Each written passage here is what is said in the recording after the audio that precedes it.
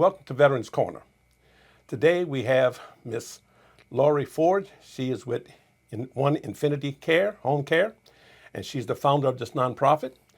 And today she's going to share information about the services that she provides, and hopefully we can get a lot of information out of her, So for right now, Miss Lori, thanks for coming on board. Thank you for having me. Okay. Thank you for having me. Well, look, tell me a little bit about yourself first. Well, my name is Lori Ford. Like you said, I am a resident of Opelousas, born and raised. I am a nurse. I have been a nurse for 27 years. I worked at a doctor's office, urgent care, home health, but as of this time, I have opened up One Infinity Home Care to service the needs of the community of Region 4. Okay. Well, I'll tell you what, now tell me just what it is you do. Okay, so home care services is a little different from home health. We're non-medical, so we don't provide any type of nursing, physical therapy, occupational therapy, or speech. What we provide in the home is home care services, such as light housekeeping. We do medication reminders. We do errands. We help them with laundry, and more so companionship. Okay, companionship. Okay. So just what are the qualifications in order for you to serve a veteran or even someone in the community? The qualifications that you need, it is a state-funded program, so you have to have Medicaid. Okay, you have to have Medicaid. You have to have Medicaid. That's Medicaid. If you're going through Medicaid. Okay. But we also service veterans. So when we service veterans, what they have to do is they have to go see their PCP at the VA. Okay. And then they have to request the homemaker, home aid program. Okay. And what they will do is the doctor will give them a prescription that they take to the liaison at the VA. And then the VA, Ms. Bridget LaCour, will reach out to One Infinity Home Care to start services on them. Okay. So in other words, they have to go to the VA clinic first. Right. With the primary care doctor. Right, with their primary care doctor. And once they approve it, the doctor has to send it to the community care. Right. To get approved. To get approved. Now, you don't do nothing until you get that certificate. We don't do anything until we get the certificate, but we do like to keep track of everything. So if someone calls us and tell us that they're in the process of starting this with the VA, we take their name and their number down, and then what we do is we'll follow up with them or their family member, and we also follow up with the VA to see where they stand on the services that they have been approved for. Okay. So once they get approved, once they get into your program, what are the steps?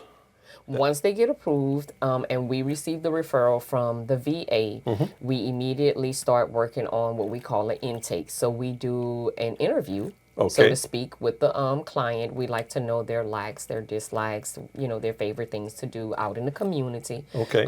Basic information like their name, telephone number, contact information. So we put that in our system and we build a chart on them. And if they have someone that is able to take care of them, which is the VA, a family member can take care of them. It just cannot be the spouse, because the spouse is legally entitled to the benefits of the veteran.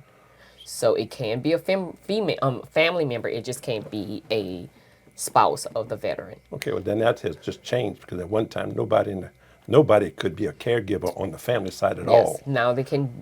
It just can't be the spouse. And then once we get that information, actually with the VA, they approve us. Once we do our portion, we can start servicing them the very next day. Okay. We don't have a wait time like with the state. We have to wait for us to get a PA and all of this. Okay. No, with the veterans, what we do is once we do the initial intake, if they have a family member or we hire someone, we have to do, of course, the background check, the orientation. But that's done in a day or so. And sometimes we have workers that are ready for a position, and we'll just call them up and say, hey, look, we got a client.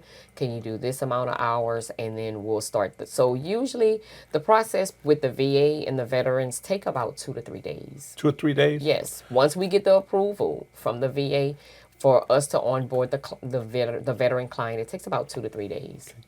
Now, the person that you may send to the veteran to take care of him. Yes. You try to find it compatible to what? We definitely do. We definitely do. Yes. What we normally do is with all of our clients, we like to ask if there's someone you know that is willing to take care of you. A lot of times what we find is someone is already assisting them. They're just not getting paid. Not getting paid. So what we do is if you have someone that's already assisting you, then if they can pass our background check, then we're willing to hire them if that's what they want to do. And most of the time, that's how it's working. Thank God we've had the clients with the workers and the workers with the clients.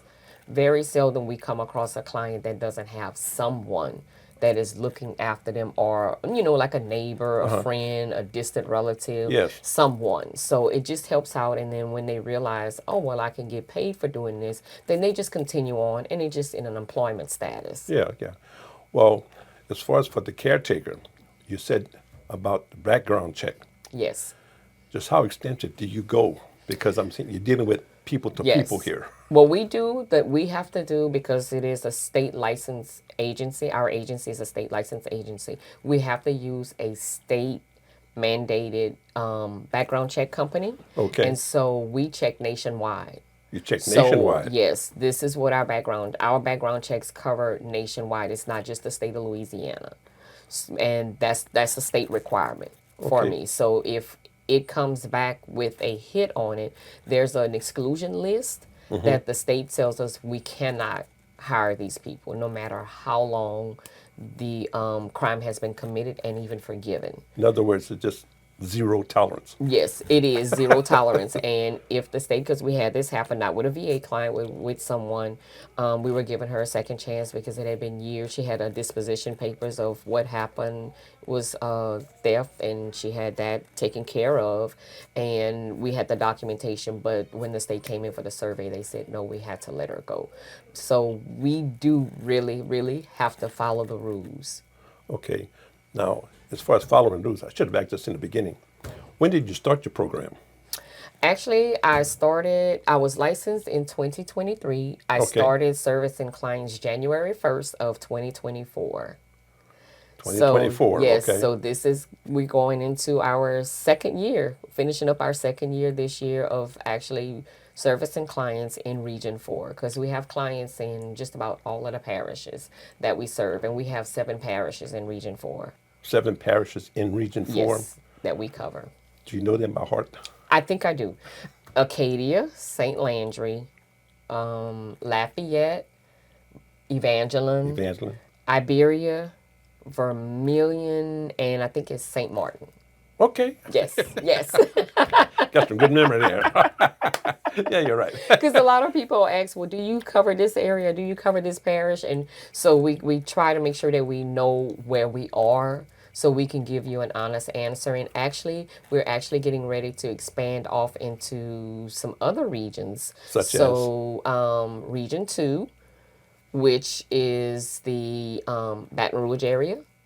Baton Rouge. Okay. Right. Okay. We're Region 5, which is the Lake Charles Okay. in that area, and Region 6, which is the Alexandria area. So what is the time schedule on that, possibly? Next year, my plan and my goal is 1 location each quarter, because I have 3 spots that I'm trying to open up in 3 regions. So I don't want to get overwhelmed Yes. with trying to open up everything at one time. Yes. So we're going to take 3 months. 3 or 4 months. I'm not sure how I'm gonna do my quarter, Okay. but we're gonna take that, whatever that time limit is, to set up and be running efficiently so that we can provide the best care that we can in those regions. Okay, okay. Because I know, even though you're sharing information for veterans, Right.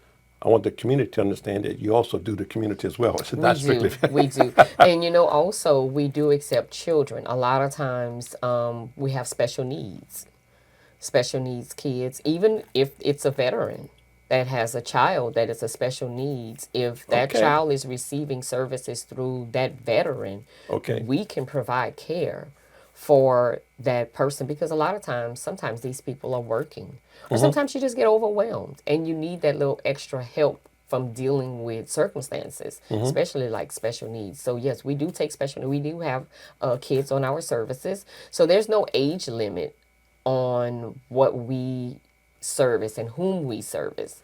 Okay. No age limit. So what we do is when we get an initial call about someone asking about our services, we tell them what services we provide, what insurances we provide, and what we can do to assist you with getting these services. Even if you don't choose us, we Okay. would still like for you to utilize the services that are available to you. Okay. 'Cause I know as far as the children is concerned, I know when I was receiving compensation or for Social Security, of course they added my child on as well. Right. So I had two children, so they're each getting, Right. you know, up until the 18th. Right. Birthday, then lost it. But the thing is that you do cover the children as well. So that's something Right. that people need to know. Right. You know, as far as dealing with the individual, do you get individuals that maybe, I guess you say not really, they don't really want to come to you, but they're family members. Yes. What kind of attitude have you You know what? encountered? I guess We you can have say. been blessed. We have been blessed. I say because this is God's platform, and we're just His vessels. We're just willing vessels.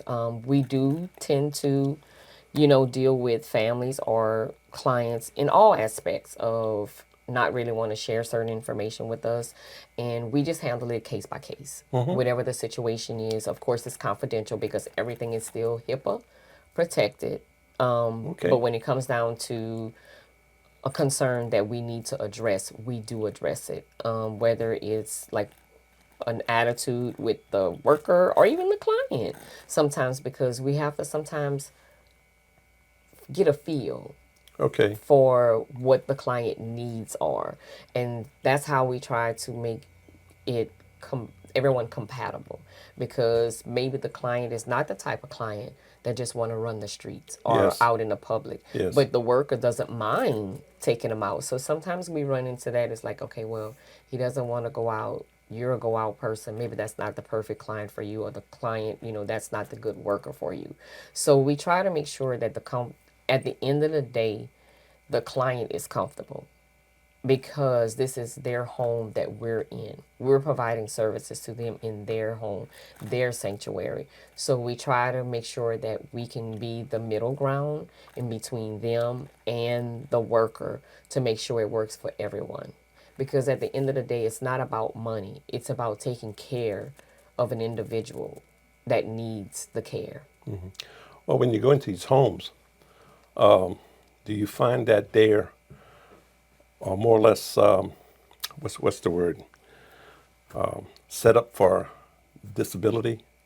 Not really. Not So really? that's when we come in and we try to utilize resources that we know, like the Council on Aging or the Community Action, the Salvation Army, United Way, different organizations that can assist us with trying to help them to get the necessary tools or modifications that they need. And I know with the VA, because I have a friend that is getting his home Okay. modified by the VA, that there are programs within the VA that can help veterans with these modifications, but it's a matter of not knowing.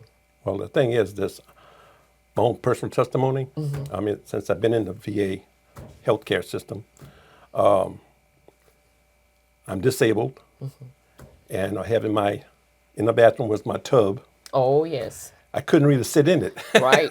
You can't. No. So that was a problem. But I did get in contact with the VA, told them what was going on, and they did send someone out to my home to inspect my area, my tub and everything, and they in turn got approval from the VA to have a walk-in shower, Awesome. and you'd be surprised, from that tub to the walk-in shower, I can sit in the shower because Yes. there's a stool. But Excuse people got to realize, though, that you really have to ask.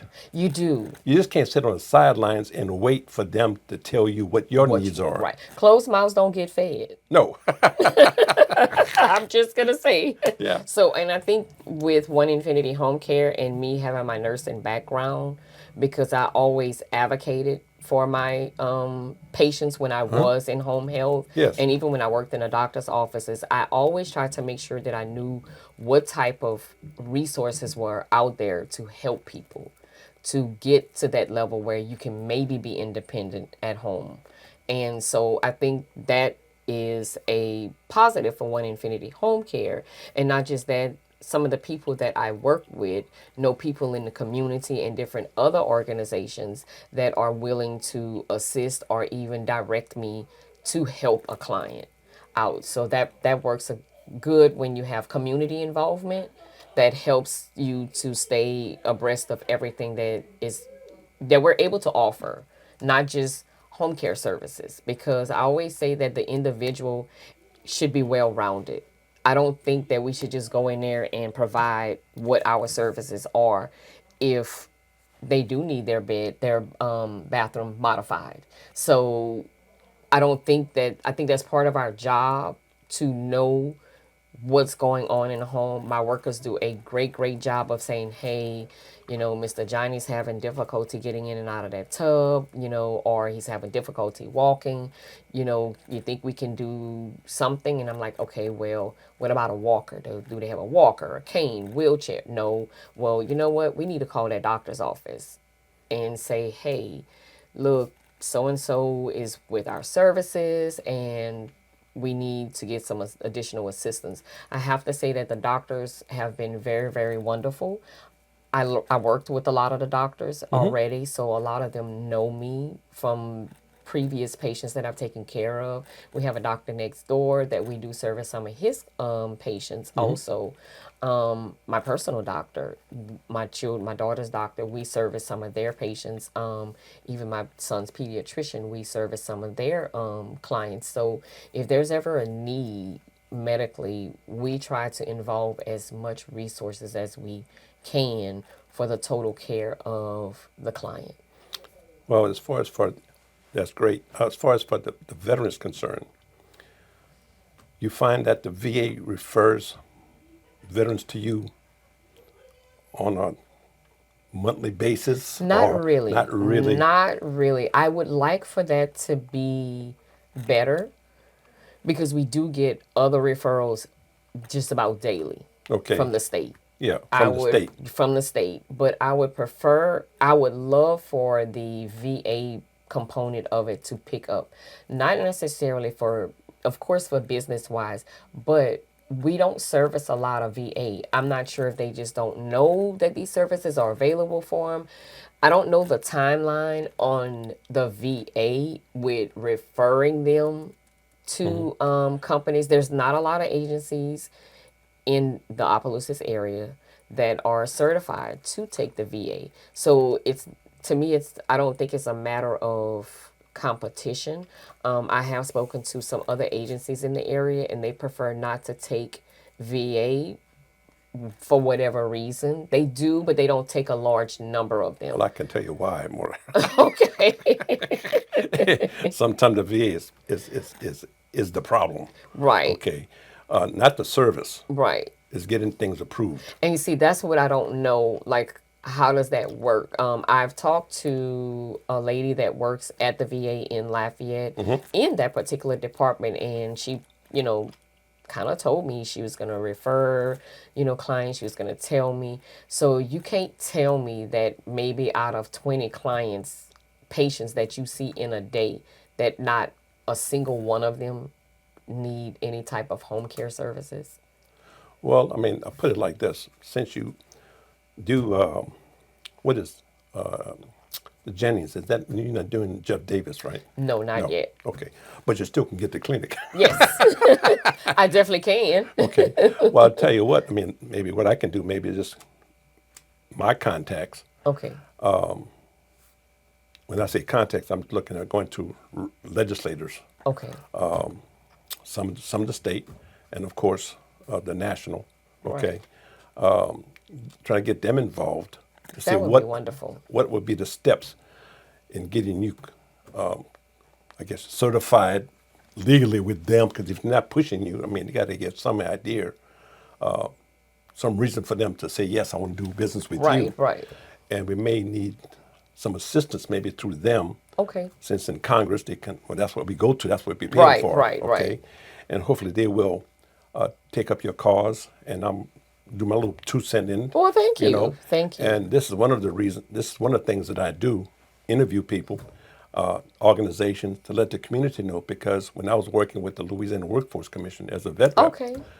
a DVOP, I'm not going through definition, but I found that there are a lot of programs and processes that veterans are not even aware of. Right. I agree. Okay.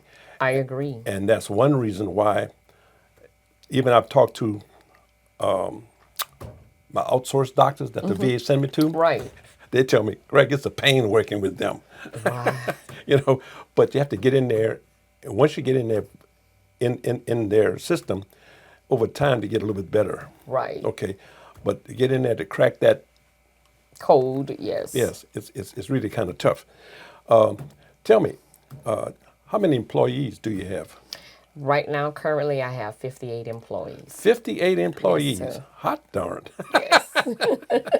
I have over 50 plus clients Okay. with our organization. So that says a lot because I've only been in business.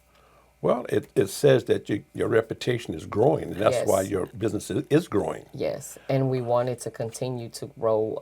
Like I said, it is about money because I have to, of course, pay for, payroll and everything. Yes.